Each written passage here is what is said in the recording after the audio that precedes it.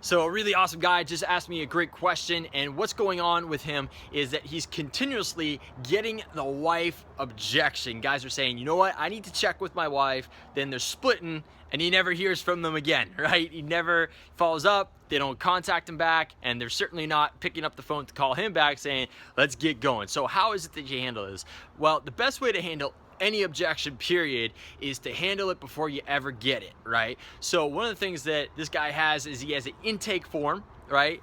And on that intake form, he just has a bunch of questions about what they're doing, what their goals are, all these things. One of the things you can put on this intake form is, are you the person who is going to be making the decision whether to purchase this product and or service?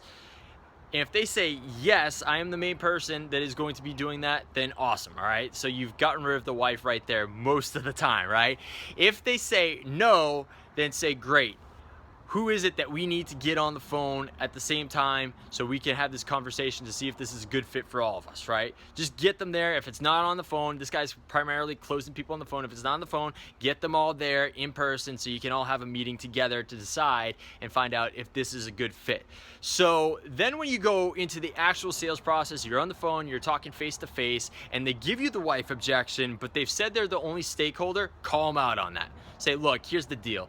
I know that you do not need to check with anybody because you said it here. And usually what happens when people are in this situation is it's the product, the price, or it's me. You know, which one of those three things is it for you? And they'll tell you, right? Or maybe it's something completely else, right? And at that point, they will tell you, right? But when you narrow those three things down, then you can actually address what the actual issue is instead of them going out and wussing out. Now, if they say, again, I need to check with my wife, and they've, you know, for whatever reason, it's a legitimate excuse or objection that they're giving you, then handle it like this. Say, okay, great, I totally understand. I think you should totally check with your wife. That's great. But let me ask you this. If they say no, what are you going to do? And a lot of the time, you'll be surprised, like 50% of the time, they're going to say, oh, well, I know her really good. She's not going to say no. And then you can just say, great, let's get started right now, okay? And just handle it like that. Now, if they say, well, she's going to say it's because of the money or whatever it may be, all right? So what you're going to then do is just handle that money objection, right? And deal with it that way. And then go in for the close again.